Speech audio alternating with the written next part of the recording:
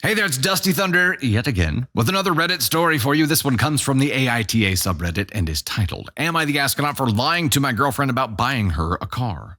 Michaela, 22 female, and I, 25 male, met in college and have been dating for several years. We have since both graduated, and while she has struggled to find work in her degree field, together we are doing quite well. This bothers her a bit since she is very independent and doesn't like feeling like a burden. I do what I can to help her feel independent, but I also want to give her the life she deserves. We have found a compromise in that she is okay with the gifts because a gift has no strings attached. This was really tested about a year ago when her car was totaled. She had no way to replace it and had to have a way to get to work and school daily. I let her borrow my car for a couple of weeks while we figured out what we were going to do long term. I was happy for her to drive my car as long as she needed, but she hated it. Every day she felt like she was taking from me and giving nothing in return. I can and have named 100 reasons why that's not true, but she feels like that anyway. One night she came home in tears and said she couldn't handle being responsible for something that isn't hers anymore. So we decided we would sit down and pick out a car online for her that night. After narrowing down her options, she fell in love with one that had low mileage and great fuel efficiency. When we went through pre-approval, her heart sank. The monthly payment was way out of her price range. I offered to split the payment and she immediately refused. She needed it to be her responsibility only. So I said, okay, what if I buy it outright and make it a gift to you?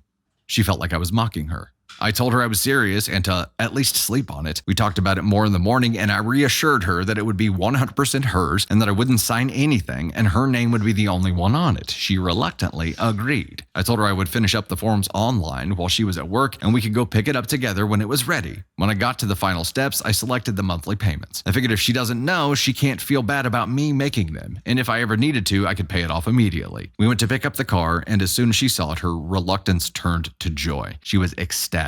And I felt justified in my secret. Everything worked out perfectly. Fast forward to last week, she comes home visibly upset, and before I can ask what's wrong, she throws the folder of her car's paperwork down on the counter. I say what she already knows and confess that I've been making payments the past year. We get into a huge argument, and she spends the night at her parents' house. She has not come home since. I am prepared for this to be the end of our relationship, so I paid off the remainder of the loan yesterday. I tried contacting her so she knows she can decide what her next step is without being dependent on me, but she still won't take my calls. I guess she'll find out when she gets the title in the mail. Am I the astronaut?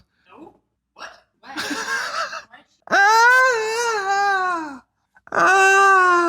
How dare you, OP? How dare you? The only way that this could happen the way that she wanted it to happen was to pay cash. Sorry that you didn't have like $20K or whatever it was just laying around to buy her car and you did the monthly payment route, and that's the part she's pissed about because there's a lien on it. That's the issue. There's a lien on it, which means the title isn't in her name yet, and she wants it to be 100% her responsibility, which to me doesn't, the math ain't mathin'.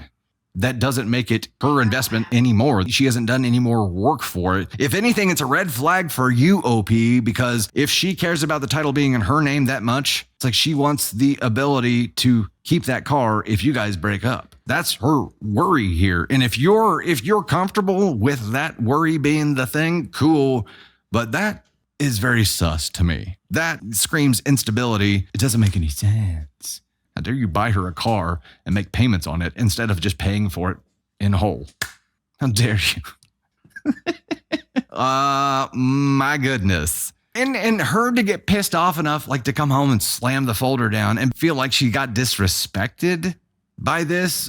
I'm so confused on your behalf here. I'm also confused about how you at this point are like, I'm prepared for this to be the end of our relationship, so I went ahead and paid off the car so that she can keep it when our relationship ends.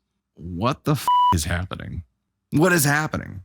Like, okay, somebody buys you a car and they're making payments on it instead of buying it outright, and you'd be mad about that? Not buying it. What made her look at the paperwork anyway? Maybe she found it in the glove box. I'm guessing that's what happened, because a lot of times when you pick up a new car, all your paperwork, they'll put in the folder with like the manuals and stuff and have it in the glove box. So she probably saw, she didn't want anything to be in his name at all. And her narrative for that was she wanted it to be all her responsibility. The flip side of that coin is she didn't want your name on anything so she could walk away at any point and keep it. No matter what, I don't give a shit about the deception. He did it this way to make it easier to pull off. She still got exactly what she wanted.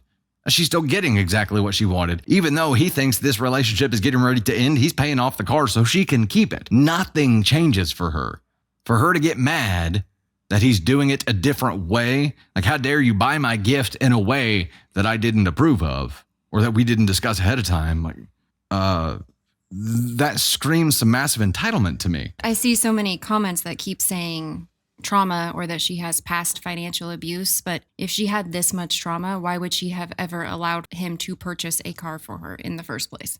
Like, if she knew that this was going to be a trigger for her, then she should have never allowed herself to be put in this situation. She wouldn't have. If that were the case and she had been financially abused, she would not allow someone to buy this for her. Because even though her name wasn't going to be on it at all, this being a gift from someone that was a massive gift would still feel like a form of control. It doesn't feel like that to me. I feel like that she needs to get a hold of her trauma if that's going to cause this many issues in her life. But you can't be okay with someone buying you a car and them doing it the way that works for them, whether it was to build his credit or whatever. But you can't say you didn't buy me a car in the right way, so now I'm leaving and I'm going to my parents. Like, that just looks like you were looking for a way out. Who in the hell pulls out their car paperwork and goes over it like a year into it? Like, that doesn't even make sense to me. It's like, it's still like a gift. It's still a gift. Just because he's still making payments on it doesn't mean it's not a gift, right? I think she was trying to sell it. How many engagement rings have payments made on them well into the engagement? Maybe she was trying to sell it. Maybe she was getting it evaluated for something like that. And maybe she found out she didn't have the ability to. Maybe you guys are right. Maybe it is a financial abuse thing and that set her off. To me, there are too many things that counter that. Her allowing it to happen in the first place. And yeah, he had to talk her into it. He didn't try very hard. It all happened in one night. Like that, I'm not buying it. I'm not buying the act of her to get upset enough that she got a car that he was still making payments on instead of it being owned outright and him just gifting the title over to her. If she's going to leave him for that, then they don't need to be together. Because she is going to abuse him with this act over and over and over again. And maybe you guys are right. And maybe this was triggering for her in some way that doesn't make any sense to me. Maybe that is the case. That does not change the fact that these two people should not be together.